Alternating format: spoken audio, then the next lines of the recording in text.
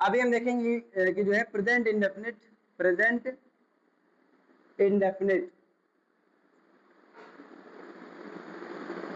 इसका जो है हम देखेंगे वॉइस चेंज। एक्टिव से हमें क्या बनाना है, पैसिव वॉइस बनाना है। और अभी तक हमने जो है अफर्मेटिव देख लिया था, अब हम आज देखेंगे कैसे सेंटेंस नेगेटिव सेंटेंस। कैसे सेंटेंस देखेंगे, नेगेटिव सेंटेंस। आई बात समझ में। अभी इसका एक्टिव वॉइस में कैसा स्ट्रक्चर रहता है, तो रहता है subject do does plus not plus verb की फर्स्ट फॉर्म प्लस ऑब्जेक्ट रहता है। ऐसा रहता है कि नहीं रहता है। और जब इसको जब आप पैसिव वॉइस में बनाएंगे, ये एक्टिव दिया रहेगा, जब आपको पैसिव वॉइस बनाना होगा तो उस समय आपको यहाँ पर क्या करना है, ये जो ऑब्जेक्ट है इसको जो है पैसिव वॉइस में हम ऑब्जेक्ट लिख देंगे, लेकिन इसको जो है सब्जेक्टिव केस में लिखेंगे। किसमें लिखेंगे, सब्जेक्टिव केस में ये जो है यूज होगा, सब्जेक्टिव केस में ऑब्जेक्ट को ही। अब इसके बाद हेल्पिंग वर्ब लगाएंगे। आप क्या लगाएंगे, हेल्पिंग वर्ब, चाहे इज हो गया, एम हो गया या फिर आर हो गया, अकॉर्डिंग टू द सब्जेक्ट। जैसा सब्जेक्ट होगा उसी के अकॉर्डिंग आपको जो है यहाँ पर इज एम आर जो है लगा लेना है। इसके बाद नॉट, फिर वर्ब की हमेशा पैसिव वॉइस में कौन सी फॉर्म लगती है, वर्ब की थर्ड फॉर्म, फिर बाई, और सबसे लास्ट में आप क्या जोड़ देंगे, सबसे लास्ट में आप जोड़ेंगे ये सब्जेक्ट है। लेकिन ध्यान रहे सब्जेक्ट को जो है किस केस में लिखना है, ऑब्जेक्टिव केस में। किसमें यूज करना है, ऑब्जेक्टिव केस में आपका जो ये सब्जेक्ट यूज होगा। तो ये रहा आपका स्ट्रक्चर, मतलब एक्टिव वॉइस में ये स्ट्रक्चर रहेगा, और पैसिव वॉइस जब आप बनाएंगे तो स्ट्रक्चर कैसा रह जाएगा, इस तरीके से आपका बन जाएगा। एग्जाम्पल की ओर चलते हैं।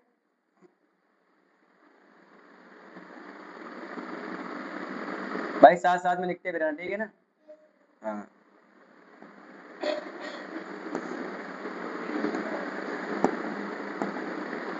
एग्जाम्पल,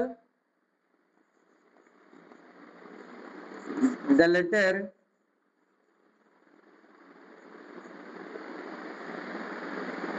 नहीं, एग्जाम्पल ही नहीं चल पाएगा, ये तो ऑब्जेक्ट हो जाएगी।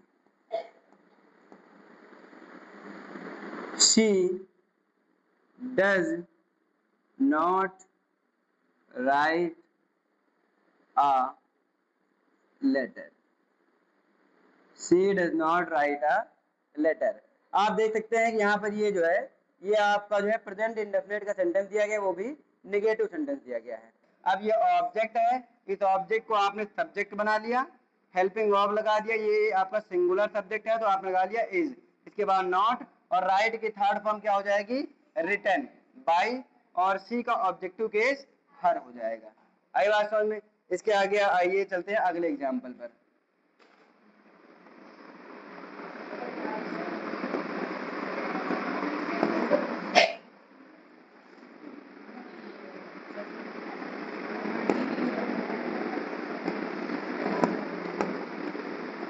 देखो, I do not eat the food, I do not eat the food, I do not eat the food. तो इसमें क्या है, आई आपका सब्जेक्ट है, ईट आपकी वर्ब हो जाएगी, और द फूड आपका क्या हो जाएगा, यहाँ पे ऑब्जेक्ट हो जाएगा। अब आप देख सकते हैं कि जो है इस ऑब्जेक्ट को आपको क्या बनाना है, इस ऑब्जेक्ट को आपको बनाना है सब्जेक्ट बनाना है। तो क्या हो जाएगा, द फूड, द फूड आपका सिंगुलर है, the food is not, eat का थर्ड फॉर्म क्या होता है, eat ate eaten, the food is not eaten by, I का ऑब्जेक्टिव केस क्या होता है, me, the food is not eaten by me. आई बात समझ में। चलो,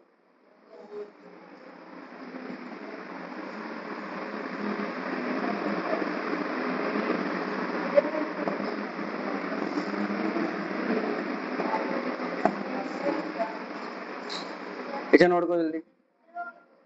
हो गया, चलो अगला लिखो।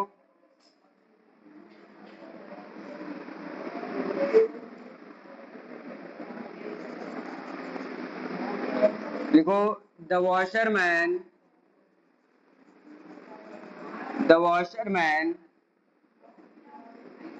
Does not wash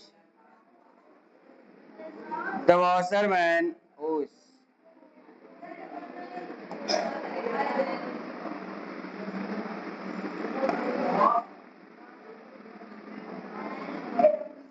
The washerman does not wash the clothes.